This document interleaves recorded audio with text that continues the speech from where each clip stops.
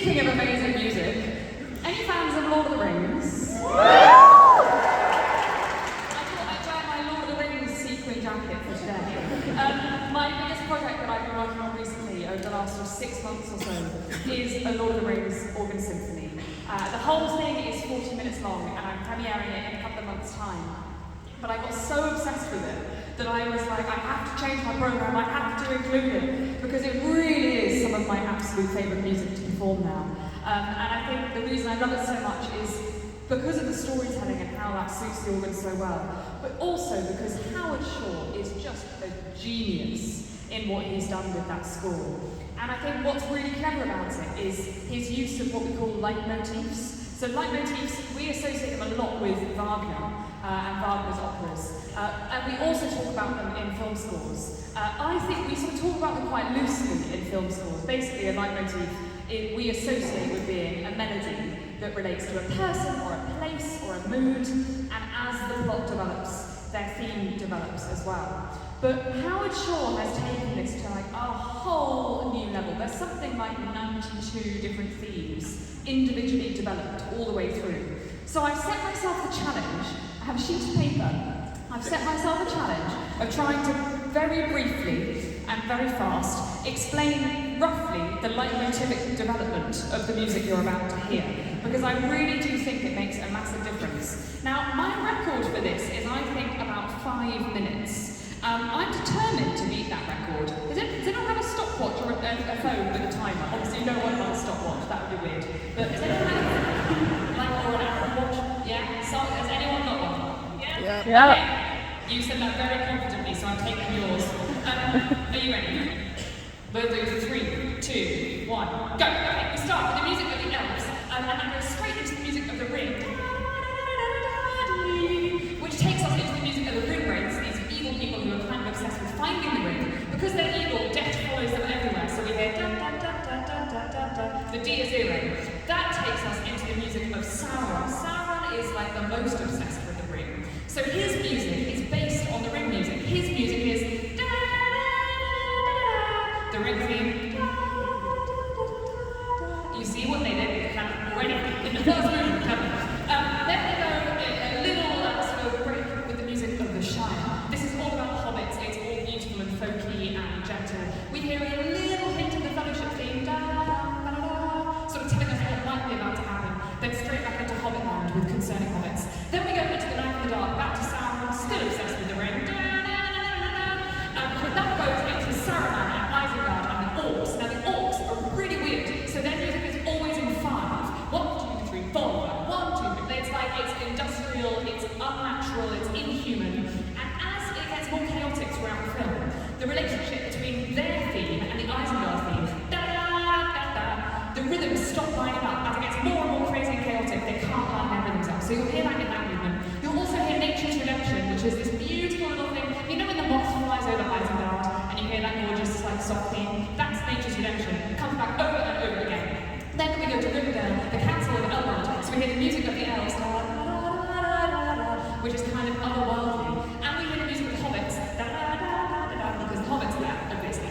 Then, this is when things start to get really exciting. So, the ring goes south. This is when they set off from Rivendell. They set off on the quest for the first time. So, the hobbits are there, so we hear the music of the hobbits in the Shire. But they're off on their journey, they're going away from the Shire. What? And so, we take away the bass line completely, we take away the harmony completely. We're all kind of like this, with that theme, and it's like, what's going to happen, what's going to happen? It builds up, and then we get the most majestic version of the Fellowship theme. Da-da-da-da. It's that bit where they walk past the rock with the pony. You know the bit I mean? It's a great bit of the film. Great bit of music, and this is when they first set off on their quest. So Fellowship theme gets quieter and quieter and quieter, and then 3 hunters. So we briefly hear the Rohan theme, because we see it on screen. That's literally the only reason. Okay, so this is the scene where Aragorn, Legolas, and Gimli are chasing the orc pack through and over that playing thing, because they've got Merry and Pippin, you know the bit I mean, right? We've got the orcs, so what time signature are we in? Thank you very much. Now, we also have the Fellowship theme, because obviously the Fellowship has some of the Fellowship there. But, where are they taking the hobbits? Isengard. So we have the Isengard theme as well, so clever. And then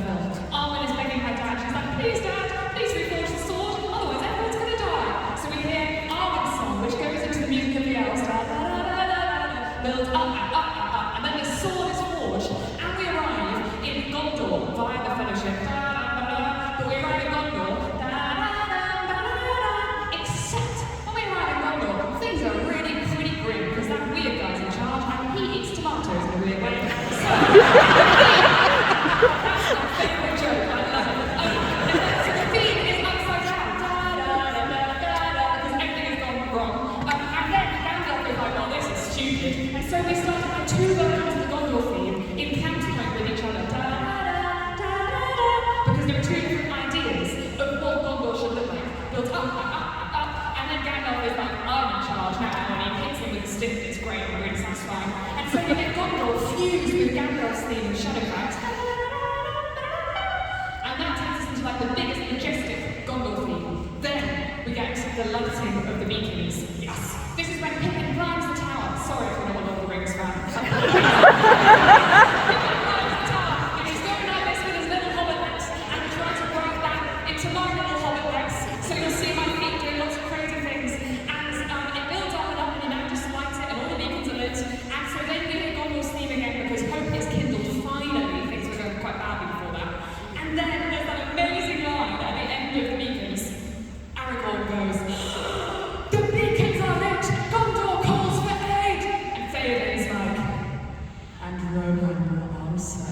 And that's literally the entire thing. And that then takes us into the moment where Rohan answers, the Battle of the Pelennor Fields.